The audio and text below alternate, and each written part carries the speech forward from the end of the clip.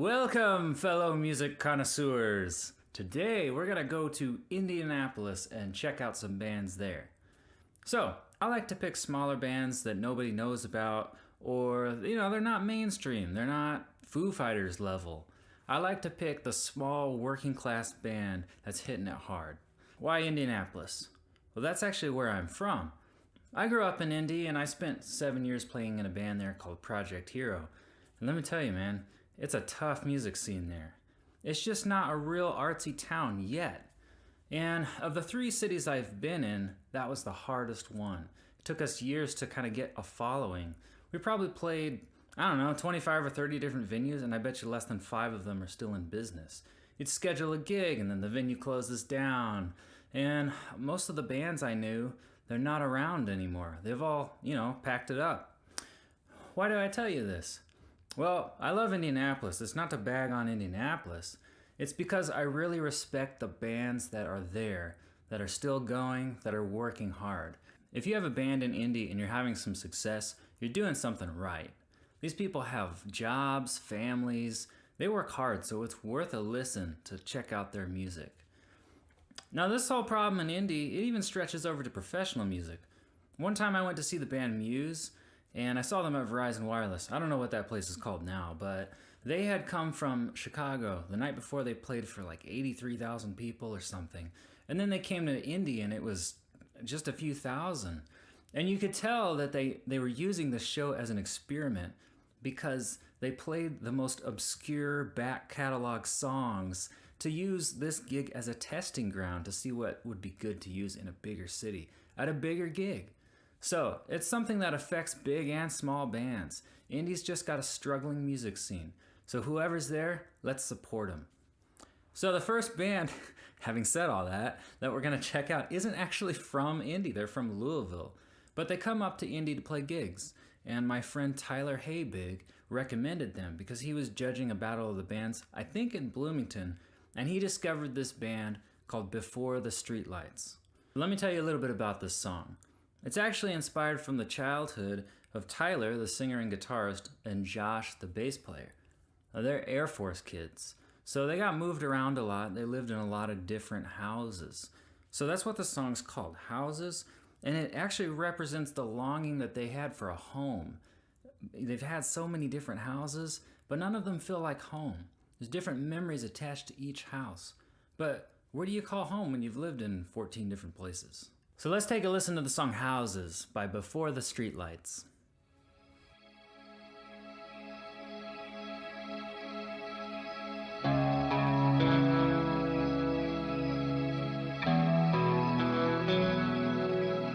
Endless years have passed in different houses, always forgetting everyone and everything. If home is where the heart is, then why am I feeling lost? Instead of being honest, we know you've been keeping secrets to get what you want. I'm hoping for 2 years, counting down the days until the dust clears, trying to make a home of all these houses.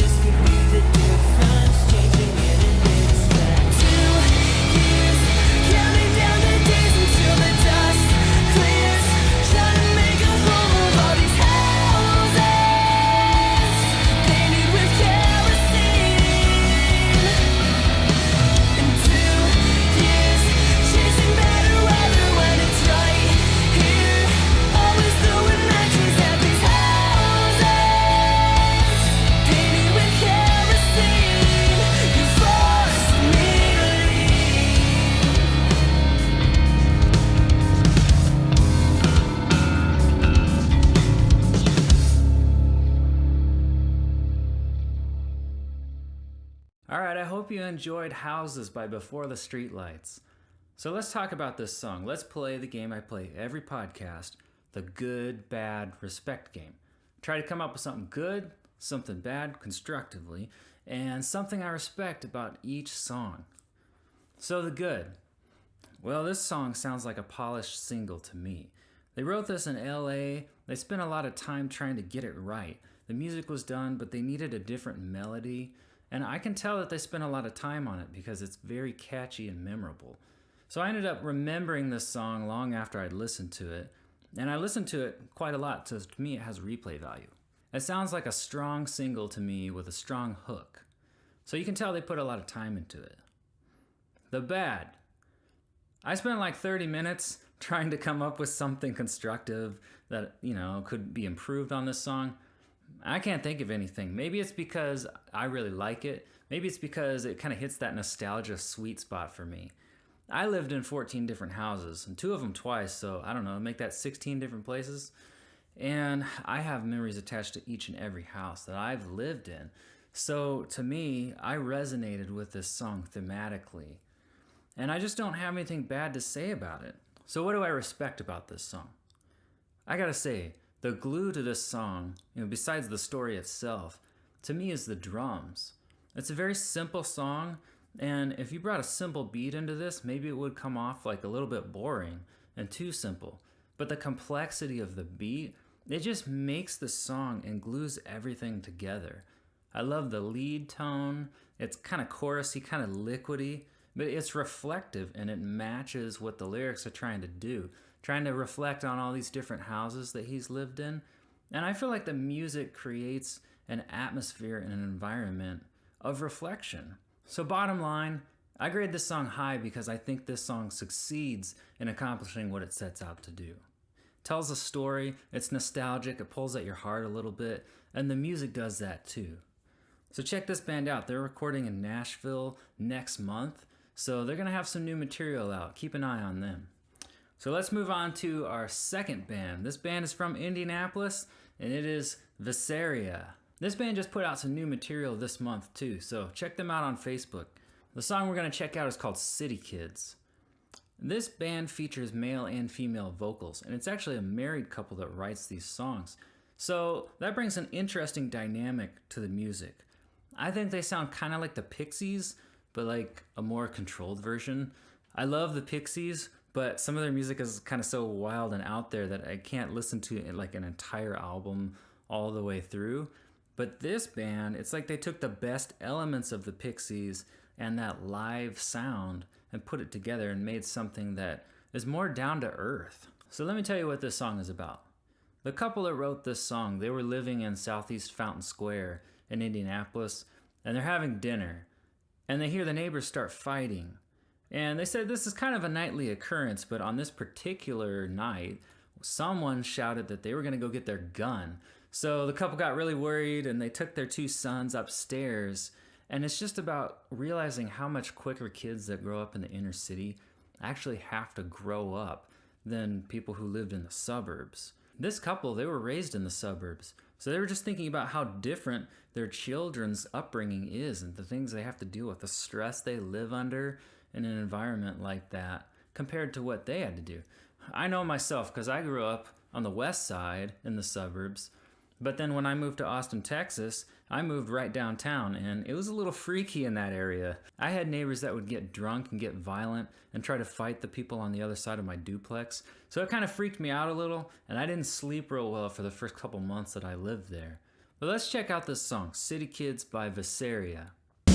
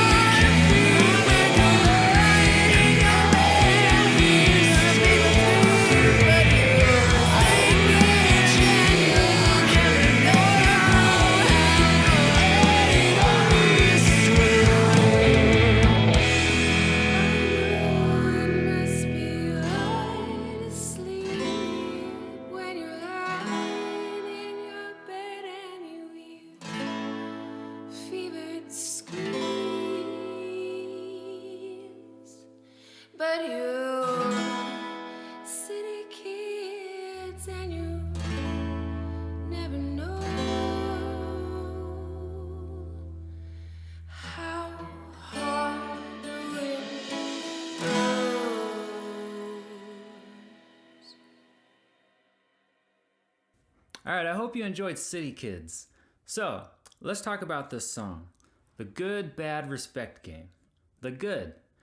I really like the story here, and I like knowing it because when I listen to the song, I feel like I know this family a little bit. And that sounds weird, but just having some insight to what the song is about, it makes me realize this is written by a real family. These are real people going through stressful stuff just like me. So it's the way that I can connect with this band, and it makes me more interested to hear the rest of their music. The bad. I'm not going to say this is a bad thing. It just doesn't have the traditional structure for a song. Personally, I like a more interesting structure. It may limit this band's ability to release this song as a single, but I don't think that's what this song is meant to do. Instead, I think it's meant to tell a story, and it accomplishes that. The structure itself is actually like 2 verses, and then what I think is a chorus that's repeated. And the more I thought about it, I thought thematically this actually makes sense. So if this song is supposed to be about kids growing up in a less structured environment where it's a little more chaotic, it makes a lot of sense to make the song order unusually structured. I really don't know if they did that on purpose, but I really think it's cool. Then I noticed later in the song there's 2 vocal parts, right? The guy's singing one part, the girl's singing another. I can't figure out what the guy's saying though, he's kind of buried. And maybe I'd like to be able to distinguish what he's saying a little bit more. But again, I wondered, is this supposed to reflect the chaos of hearing that fight? Because you kind of don't know what's going on. You just know it's a little bit chaotic. So, I don't know. Maybe it was intentional. And if that's the case, that's kind of cool. I mean, they paired that flanger on the guitar in there to just make it sound wilder and more chaotic. So maybe it's meant to be. I'm not sure. But maybe that's one thing. I'd like to know what those lyrics are. Respect. I love the way this was recorded. I like the sound. There's not a lot of processing. It sounds like a live performance, but really good. And I like that a lot. You can tell that this band is going to have a fun live show. It's going to be energetic. And what they did here on the recording is very reproducible. And I really envy that drum sound. I wish that I could get my drums recordings to sound like that. So I really enjoyed this song. I'd recommend going online and checking out their new stuff that they just recorded. The band is Veseria, and I hope you enjoyed them. Let me know what you think about this song on the Facebook page. This third and final band is actually pretty successful. They actually have had an album chart in the Billboard Top 200 albums at number 135. This band is called The Contortionist. I kind of wonder if they perform maybe crunched up in a ball or in a strange yoga pose. Interesting. This band's gonna make you think.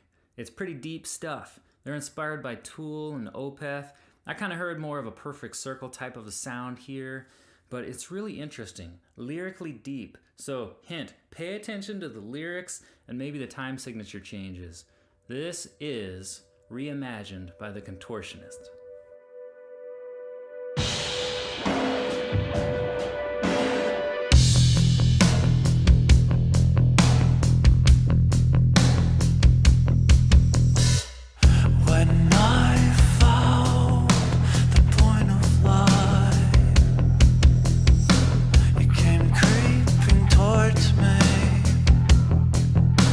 Shape of I,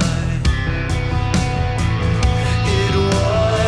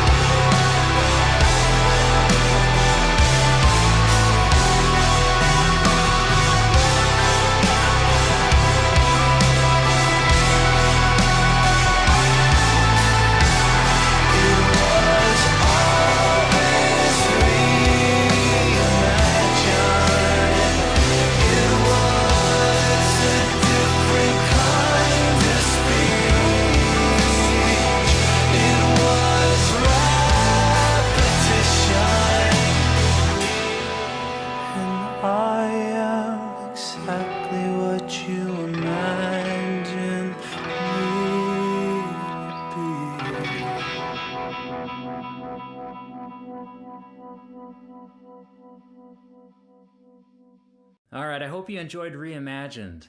So, I was really intrigued to come across this song on Bandcamp today because I'd never heard of this band. I mean, I played in Indy during the years they were active, and I didn't even know who they were. I noticed they're not playing in Indy, so I don't know, maybe that's another symptom of the music scene struggles in Indianapolis. I'm not sure. So, support your indie bands. Let's review this song. So first of all, I really like how the intro is different. It's just that drum beat under a tape effect or reverb, and then it changes. It's like a one-measure appetizer. And then that staccato, defined bass comes in, and it's kind of reminds me of maybe a video game, like maybe you're getting ready to come out of an elevator and blow up some stormtroopers or something. Or maybe it's an 80s action movie, I don't know. But I liked this setup. Then we get to that chorus. It's big, it's reflective. They've created a canvas here for you to explore on. They want you to reimagine, and they use textures to create this canvas in your mind that you can paint on. It's really interesting. I imagined kind of standing under a waterfall, maybe watching light reflecting through the water. That's what I was seeing when I was listening to this song. There's a reason I paired this song with Before The Streetlights song Houses. It's because they're very similar. They're both setting up a nostalgic, reflective atmosphere, but they do it in different ways. For instance, Houses had pretty simple guitar, and they brought the complexity with the drum beat, right? Well, this song's the opposite. It's very simple drums, and they bring the complexity with the guitars and the lyrics. So let's play the good, bad, respect game and review this song. The good, like I said, the guitars bring this texture of complexity. I noticed I didn't even really know what the guitars were doing. I just knew what their effect was. I wanted to go back and listen to this song again just so I could figure out what are the guitars actually doing, because I couldn't pick the parts out. They're just layered and they weave together to create a feel. You're not supposed to be able to define what they're doing. You're just supposed to feel. What's really interesting about that is the feel of the music matches the feel of the lyrics again here. So let me just read you some of the lyrics. Right off the bat, kind of caught my attention. The first verse is, "When I found the point of life, it came creeping towards me in the shape of eyes." The chorus says, "It was all this reimagined. It was a different kind of speech. It was repetition. It was what you wanted to be." Verse 2 says, "When I saw the shape of sound, everything came spiraling." I think that's really interesting because all the fine details created a very visual listening experience for me, so I think they succeeded in that.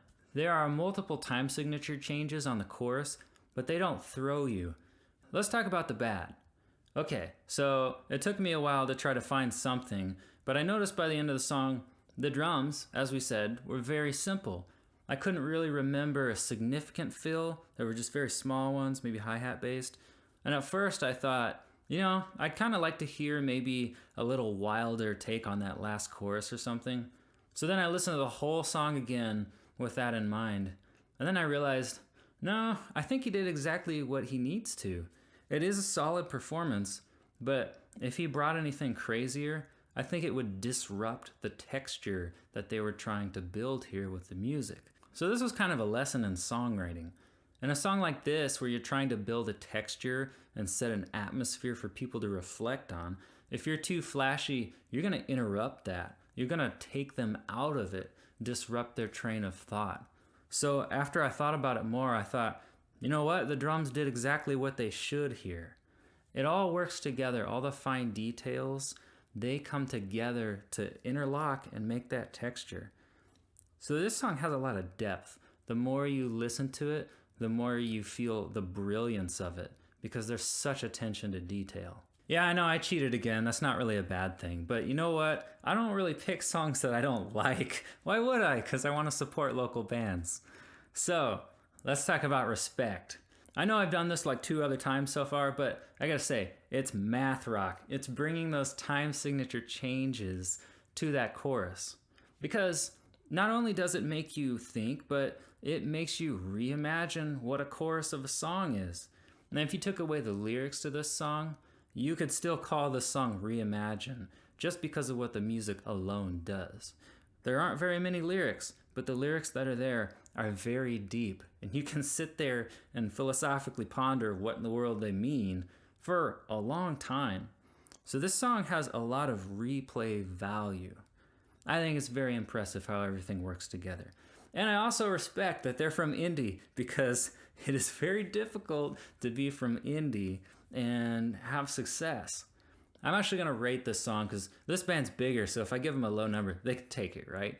Well, I'm going to give this maybe a 9 out of 10 because of replay value. I got to withhold a 10 for, I don't know, something that just makes my brain explode, and this is pretty close. I love it. So I highly recommend checking out The Contortionist. Check out Mind of a Musician on Facebook. Let me know what you think of these songs. What do you like? What do you not like? Maybe even tell me how these bands are live. So let's talk about it. So until next time, this is Mind of a Musician signing out. See ya.